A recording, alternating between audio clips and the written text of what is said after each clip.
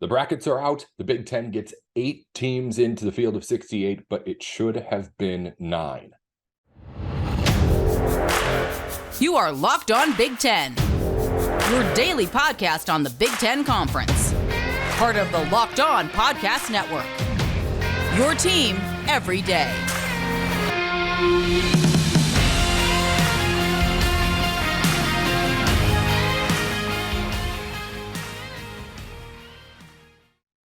Hey there, you're tuned in to Locked On Big Ten. I'm your host, Nate Dickinson. Thank you as always for tuning into the show and making us your first listen every weekday. Be sure to follow along wherever it is that you get your podcasts, on YouTube if you aren't already subscribed, and on Twitter too. The handle is at Locked On Big Ten across all platforms, and it's 10 when you're typing it out, not TEN. I'm your host, Nate Dickinson. Let's get into everything that we need to with the NCAA Tournament bracket.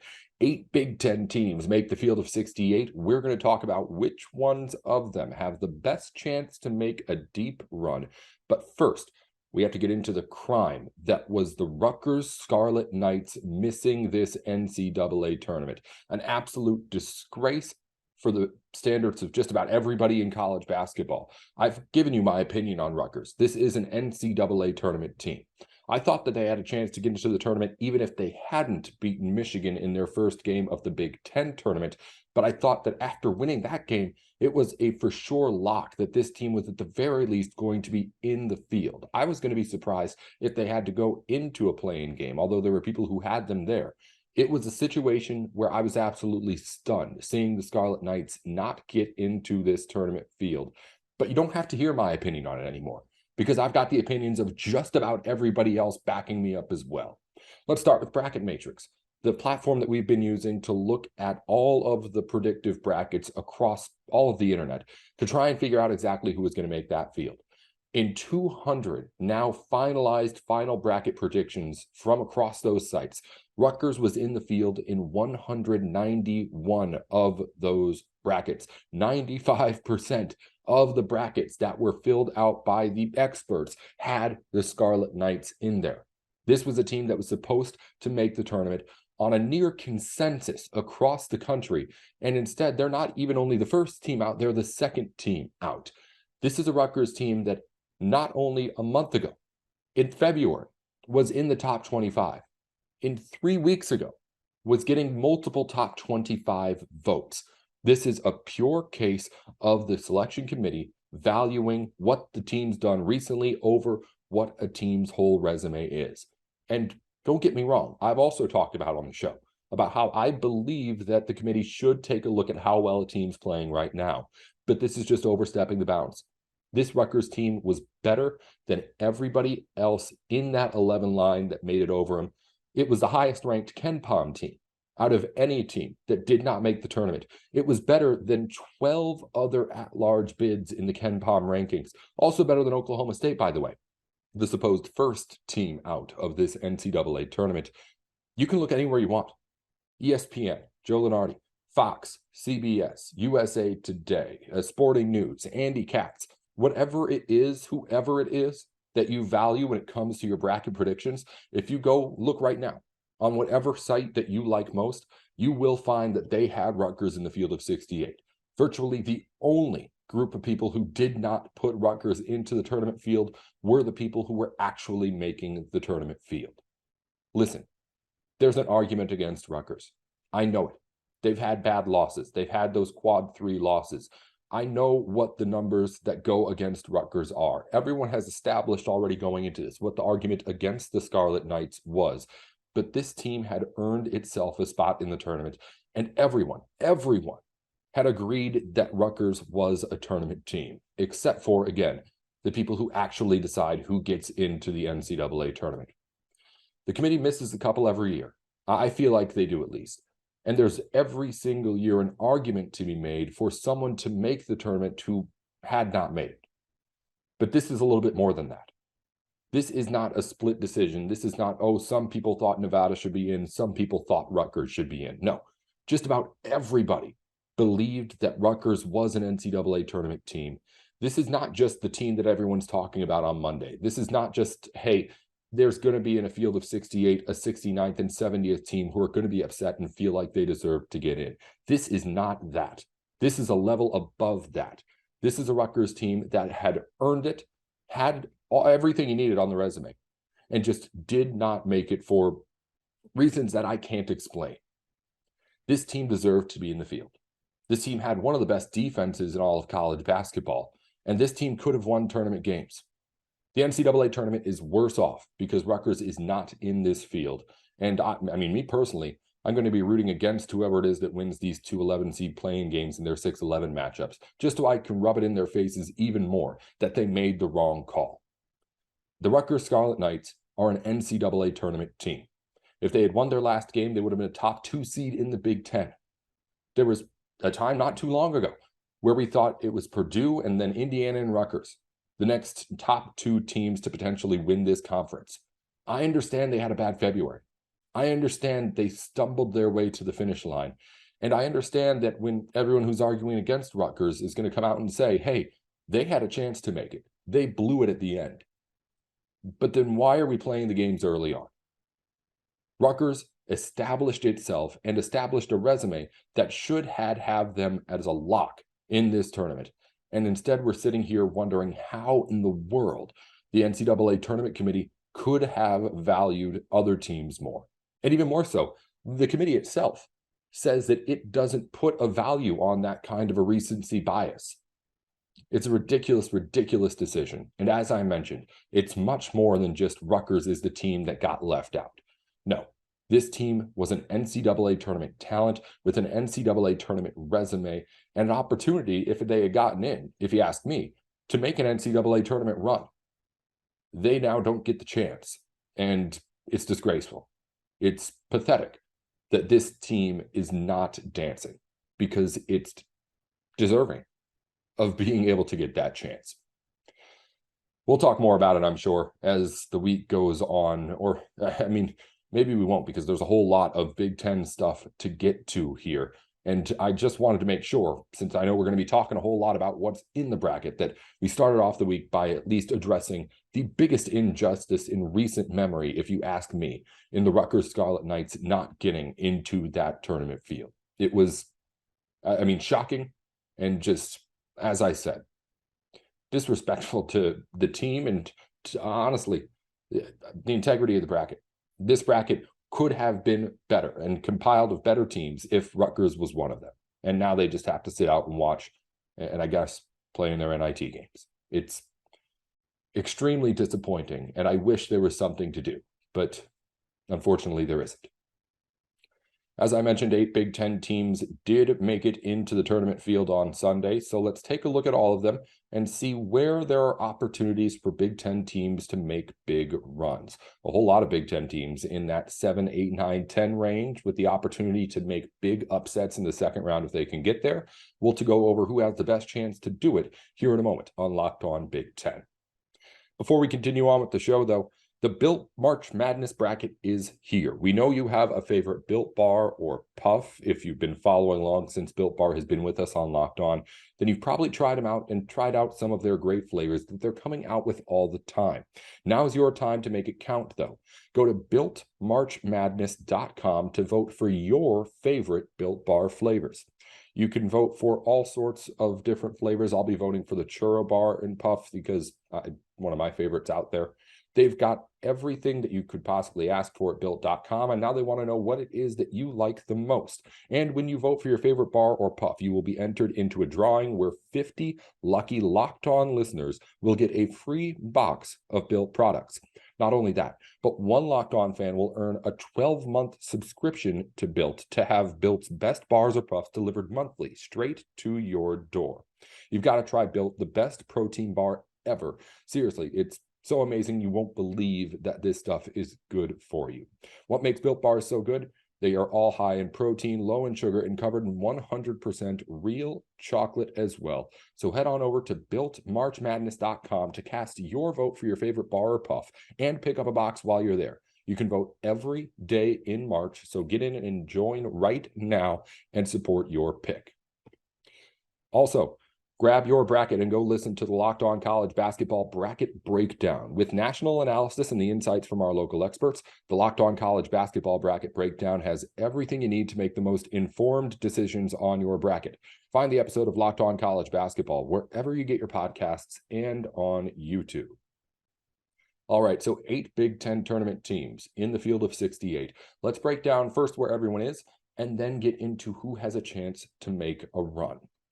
Starting off with the 1 seed, of course, you have the top seed out of the Big Ten, the Purdue Boilermakers. They win the Big Ten tournament. As a result, get themselves back onto the 1 line and face a matchup against a team who we don't know yet. It's going to be the winner of a play-in game. But the point is that Purdue has itself a chance to make a really deep tournament run, of course, as a 1 seed. But as I've pretty much been preaching over the last month, this team does not look ready to make a deep run in the NCAA tournament by any means. The Boilermakers, again, at one point in February, had lost 6 of 8 games. Yes, they won the Big Ten tournament, but if you're a Big Ten fan, you know that that road that they took wasn't exactly the toughest of roads. Yes, they get a win against Rutgers, a team that has plagued them before. But aside from that, I mean, you look, they beat Rutgers, they beat Ohio State, they beat Penn State. It's not exactly a who's who of who's going to give you trouble in an NCAA tournament, for example. So oddly enough, the Big Ten tournament champions do not seem like that hot of a team to me. Usually be like, oh, this team won its conference tournament. It's on a hot little streak. I'm not there with the Boilermakers just yet. And they also have probably the hardest draw of any of the 4 regions when it comes to just pure blue blood teams that you've got to beat, and also up-and-comers that can knock you off early. You're looking at a quadrant right now where Purdue has Michigan State in it, to name another Big Ten team that obviously has March success with Tom Izzo. That's the 7 seed. 6 seed, Kentucky. 5 seed, Duke. I mean, that's 3 of the best when it comes to winning in the NCAA tournament right there. And not to mention the Blue Devils are on a hot streak of their own too. But then even in just the second round, you've got a Memphis team that just upset Houston and is looking really, really good with a chance to knock off Purdue in that round of 32 if they get there. If you ask me, this is a bracket where I was ready to say, okay, let's go ahead and let Purdue have a run here. Yes, they haven't been playing well, but I would love to see them make it deep, and I hope the bracket plays out that way where they can. I don't know if I see it here. For a Purdue team that's still waiting to make its first Final Four with Matt Painter, it's a situation where you have a whole lot of really experienced coaches, really, really good March coaches, and not to just mention really, really good teams. And I see at some point, whenever it is that Purdue has that hiccup game, whoever they're playing is going to have a chance to take advantage. Because they're in a situation where they could be facing blue blood after blue blood, game after game. And I just know that at some point, Purdue is going to be off 100%. They're not going to be playing the best of their best game. What happens at that point? Are they able to hold on and get a win, grit it on to the next round? Or will they fall in the round of 32, in the Sweet 16, in the Elite 8? This is a 1 seed that is going to be a popular pick to lose early. I'm not saying anything that a whole bunch of people aren't also saying. A whole lot of people believe that Purdue is not a very, very solid 1 seed when you look at 1 seed historically. But at the same time, I believe that there's a reason why people are saying that. They've been seeing the same things that we've been seeing watching this Boilermaker team. And while you go into every single game looking at, okay, so who is it that's going to defend Zach Edey? How is a team going to stop Purdue? And every single time, you can find the matchups and the ways that Purdue wins every single game. But, I mean, just even going back to as recently as yesterday, I would have said going into Purdue Penn State, hey, yes, Purdue has games where it's off and Penn State's shooting hot, but it's pretty obvious that this Nittany Lion team just can't match up with Purdue. I'll take Purdue at what was at the time -7.5. And instead, Purdue goes out to a huge lead, leads by 14-15 in the second half, but then just lets it all shrink away. Almost lets Penn State get into that game again at the very end. And that's the kind of stuff I'm talking about. Even in the game in which Penn State, or when Purdue wins the Big Ten championship, I'm sitting there afterward being like, man, Purdue could have lost that game and they were not playing great basketball there at the very end. It's a really, really rough team to have to root for as your top team out of the conference. I have hopes that Purdue can put it together. I'm hoping that other teams who haven't played Zach Edey in this season before are going to be a little bit more kind of unprepared to beat what he does. But at the same time, I know there's a blueprint to beating Purdue. And when you look at the other 1 seeds, you're not supposed to have such a clear blueprint on how to beat a team. If Purdue's playing its basketball, yeah, it's going to be a 1 seed talent. It's going to be that hard to beat. But at the same time, I don't think it takes that far off of Purdue's A game to be able to get a team to beat them. And that's why I think everyone is looking at this team and saying, okay, maybe this squad isn't exactly where they should be as far as the seedings and everything goes. They've earned their 1 seed, no doubt about that. But I think the vulnerabilities that team has are also pretty obvious as well. Moving on down the bracket, the next highest seed in the Big Ten is Indiana. And while Purdue is a team that may be vulnerable to an upset and is going to be a popular upset pick here in this bracket, I have Indiana as a team that could make a little bit of a run. When you look at the matchups for the Hoosiers, it's not the best. And Indiana is an inconsistent team. But what they do on the floor is, when it's working, a way to win NCAA tournament games, and a way to win NCAA tournament games against teams that are better than you. Indiana's big. It's physical. When you look at a team that they'd play in a second round like Miami, Miami does not have the size to stack up with the Hoosiers. They play good defense, not the best, not, again, nearly as consistent as it needs to be. But when Indiana's playing good defense, they're playing really, really good defense. And at the same time, in the way that they did against Purdue, when a team has bigs and likes to play inside, Indiana can play defense inside as well, better than a lot of teams in the NCAA tournament can. Their strengths are different than what your typical strengths are looking for in a modern college basketball game. But they have that kind of a different, quirky roster that can win you a game that maybe they weren't supposed to win. So, am I confident in Indiana's ability to make a deep run? Not as much as I'd like to be, because again, this team's incredibly inconsistent with the way that they play basketball at times. But when you're looking at the way that their bracket lines up, say they win their first round game, as I said, Miami's a team that's not quite big enough to keep up with Indiana. I think they can go inside and kind of grind a win up against them. Then you go over to the other end. Houston is going to potentially play a game against an Auburn team in the second round, which would be a home game. That game's being played in Birmingham, Alabama. Somehow, the 9 seed gets itself a home game in that matchup. Again, Auburn's playing against Iowa, so apologies to Iowa fans for the conversation being had. But if Auburn goes on to play Houston in Birmingham, and then Auburn makes that upset and goes to the Sweet 16, then all of a sudden, Indiana, if it takes care of business, is a win away from getting itself into the Elite Eight. And then the Hoosiers have, well, pretty much championship or bust hopes. Because when you get into that second weekend, that's when it's all about how deep can your team go. I mean, right now, of course, you're worried about how your team gets itself as far as it can get, as always. But when you get into that second weekend is when you can start being imaginative.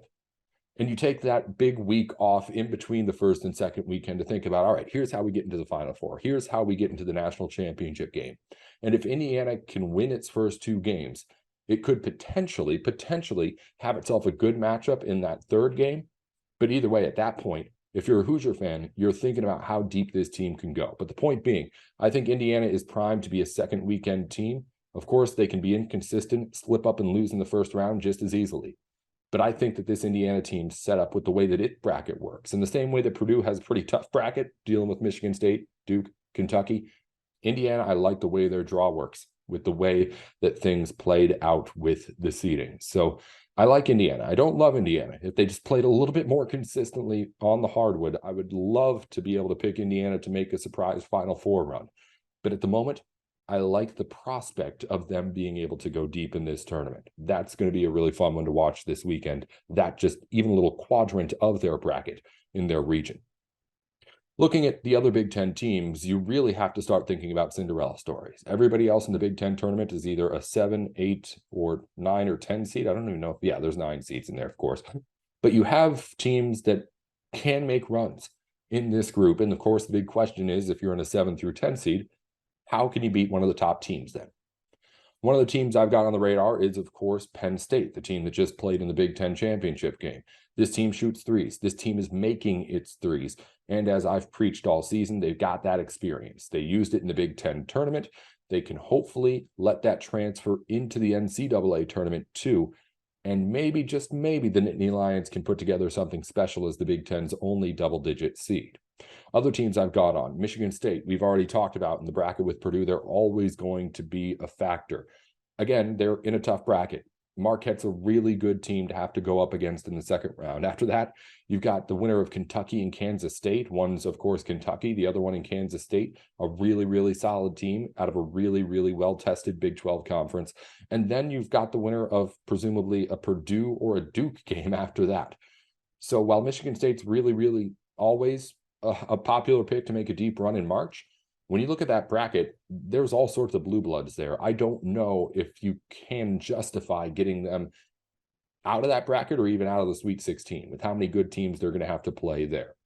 Another option, Northwestern, they could always beat whoever they're playing against. They've got, again, experience, and we're also finishing the regular season, remember, in the Big Ten on a high note. They ended as the 2 seed in that conference tournament. And then a tough one across the board the rest of the way, really, if you ask me. Illinois is another team that's, as a 9 seed, they're probably the Indiana to the next power. When they're playing their best basketball, we've said it before, this team on offense is just fun to watch. The way they get up and down the floor, the way that they're able to move the ball around and kind of just know where each other is. Underwood's got himself a nice, solid squad there. But then when they're bad, they're just awful. And they could easily get knocked off in the first round. They could very easily beat a 1 seed in the second round. I don't know. 2 teams I'm not terribly confident in. We already talked about Iowa. That team going up against Auburn in Birmingham in the first round is going to be a really, really tough matchup. I'm not sure if Iowa's offense can overcome that. We'll see what happens. And then a Maryland team just got a tough draw in where it's at as an 8 seed, potentially having to face Bama in the second round. Bama's looking really good. I would be shocked if Maryland was able to get past the round of 32, because that Crimson Tide squad is one of the, well, if you ask me, they are the best team in the country right now with the way that they're playing. So just a quick look at the way everything is shaking out in the bracket here on really gut reactions and first looks at this bracket. We're going to take a lot of time over the next couple of days to get into everything and all these matchups as we get into the first weekend of the tournament. Of course, going to have some of our hosts on too to discuss it. And of course, we've got Big Ten women's teams to really dominate, hopefully, the Big Ten or the NCAA tournament on the women's side of things.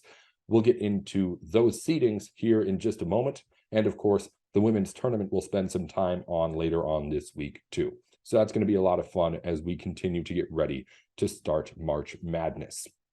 We'll get into Big Ten news as we wrap up the show here on Locked On Big Ten in just a minute. But first, the midway point of the NBA season has come and gone, and that means we're in the home stretch. And it's the perfect time to download FanDuel, America's #1 sportsbook, because new customers get a no-sweat first bet up to $1,000. That's bonus bets back if your first bet doesn't win. Just download the FanDuel Sportsbook app. It's safe, secure, and super easy to use. Then you can bet on anything from money lines, spreads, props, the NCAA tournament, of course, futures on which Big Ten team's going to win it. You can do it all over at FanDuel Sportsbook and get your no-sweat first bet of $1,000 in bonus bets when you go to FanDuel.com/lockedon. That's FanDuel.com/lockedon to learn more. Make every moment more with FanDuel, an official sports betting partner of the NBA. Let's wrap up the show by taking a look at all of the other news from around the Big Ten. I mentioned going into the break, Big Ten women's basketball is red hot this season, and it shows in their field of 68. The NCAA tournament bracket released just after the men's on Sunday, and the Big Ten dominates the top part of it. 4 Big Ten seeds, Big Ten teams on the top 3 seed lines. You've got 1 seed Indiana, 2 seed Iowa, 2 seed Maryland, and 3 seed Ohio State topping out the Big Ten's teams. Then you have Michigan in as a 6 seed, an 11 seed Illinois, and another 11 seed in Purdue and the Boilermakers. Big Ten with a record 7 teams in this field on the women's side. On the hockey front, Big Ten tournament still going underway.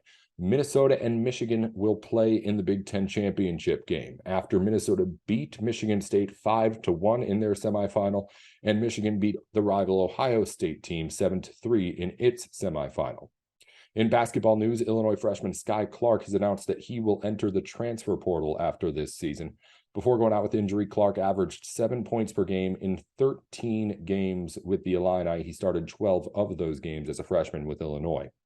Maryland running backs coach Elijah Brooks is no longer the Maryland running backs coach. He will take over the job at Virginia Tech. And the fun stat of the day, Tom Izzo is now the record holder for most consecutive NCAA tournament appearances at a single school.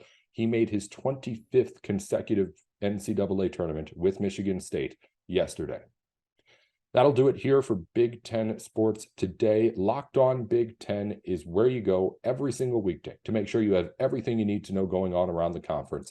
Follow us on Locked On Big Ten, at Locked On Big Ten on Twitter, and wherever you are getting your podcasts and on YouTube. It's 10 at the end when you type it out, not TEN. Also, make your second listen Locked On College Basketball. Experts Isaac Shade and Andy Patton bring you everything you need to know on and off the court, plus hear from big-name experts, coaches, and players throughout the basketball landscape. Locked On College Basketball, available on YouTube and wherever you get your podcasts. I'm Nate Dickinson at Nate with Sports. Until next time, this has been Locked On Big Ten.